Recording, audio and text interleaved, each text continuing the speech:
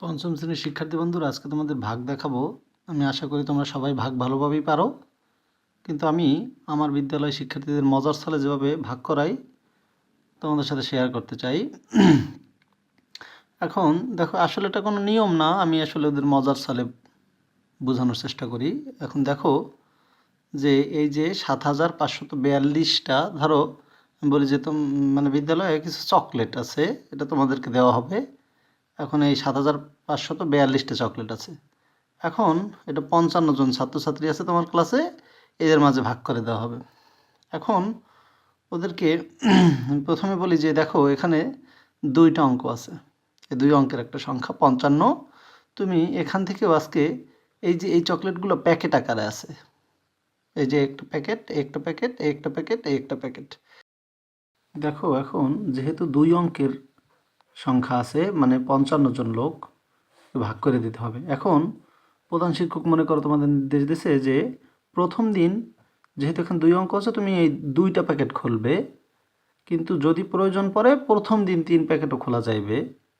যদি দেখা যায় যে এখানে এরকম হয় যে ৪৫টা আছে এই প্যাকেট, এই ৪ আর এখানে ৫, ৪৫, কিন্তু মানুষ তো ৫৫ জন।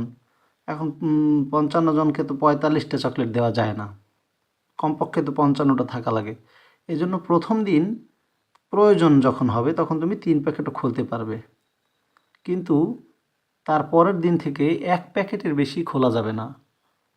যদি ১ প্যাকেট খুললে দেওয়া যায় দেব, আর না দেওয়া গেলে দেব না। এখন দেখি এখানে যেহেতু ৫৫ আছে আর এখানে আছে ৭৫, অর্থাৎ এই ২ প্যাকেটে ৭৫টা চকলেট আছে। তো ৭৫টা চকলেট ৫৫ জনকে কিন্তু দেওয়া যায়। ৫৫ জনকে যদি আমি একটা করে দেই, ৫৫টা চকলেট লাগবে। যদি ২টা করে দিতে চাই, তবে ৫৫ ২ গুণে ৫০, ৫০ ১০০, ১০০-র চেয়ে বেশি চকলেট লাগবে, কিন্তু ১০০, এখানে কিন্তু ১০০-র চেয়ে বেশিটা চকলেট নাই। তো সুতরাং আমি একটা করে চকলেট দিতে পারি। আজকে আমি তোমাদের একটা করে চকলেট দিতে পারি। এই ৫৫ অক্ষে ৫৫, আমার কিন্তু ৫৫টা চকলেট চলে গেল।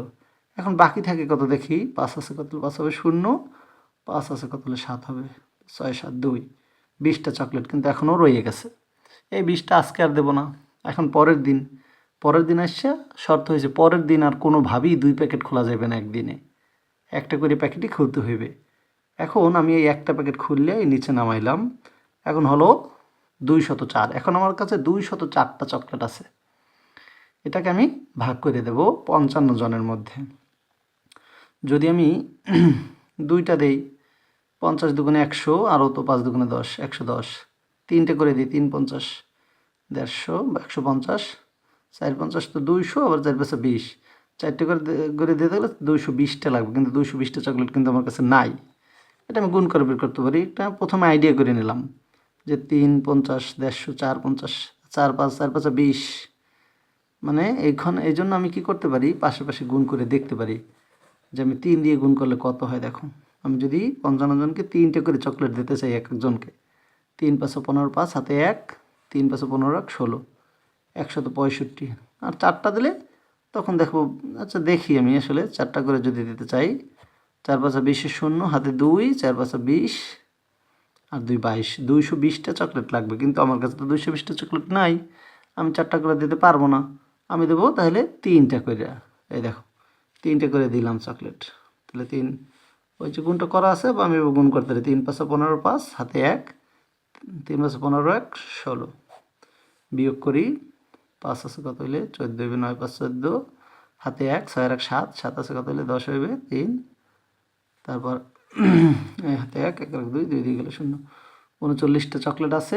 তখন তারপর আমি কি করতে পারি, পরের দিন এসে আবার আমি আবার ২টা নামাইলাম, এই ২টা, এবার এই চকলেটগুলো আবার ভাগ করে দেওয়া লাগবে।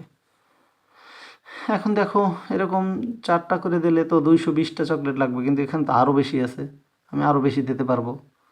মানে যতক্ষণ দেওয়া যাবে ততক্ষণই আমি চকলেট দেব। এখন দেখো, ৫টা করে যদি দেই, ৬, ৭টা করে দিয়ে দেখতে পারি। আমরা এটা সহজেই বুঝতে পারি যে আসলে কত, এটা তোমাদের পরে শেখাবো। এখন দেখো, এই যে ৫, ৭ দিয়ে গুণ করি, ৫ ৭ ৩৫-এর ৫ হাতে ৩, ৫ ৭ ৩৫-এর ৩ ৭ ৩৮, ৩৮৫। ৮টা করে দিতে হলে আরও ৫৫টা লাগবে চকলেট, কিন্তু এখানে তো আরও 55 বাড়ালে অনেক বেশি হয়ে যাবে। এখন আমি 60টা করে চকলেট দিতে পারি। 60টা করে দিলে এই যে হয় 385 বিয়োগ করি 5 কত হলে 12 হইবে, 5 12 হাতে 1, তারপর যে 8 আর 1 9 0, 3 3 বলে 0। এখন এর মানে এক একজনকে 137টা করে চকলেট দেওয়া যাইবে, তারপর আর 60টা চকলেট অবশিষ্ট থেকে যাবে। এখানে ভাগফল হয়েছে 137, মানে প্রত্যেকে 137টা করে পাইবে চকলেট, আর 60টা রয়ে গেল। এই 60টা দিলাম না, 60টা কারে দেবো? মানুষ তো 55 জন, 55 জনকে তো 60টা চকলেট দেওয়া যায় না। এই জন্য এটা আমি রেখে দিলাম, এটা অবশিষ্ট রইল, পরবর্তীতে আমি সমন্বয় করব। ধন্যবাদ।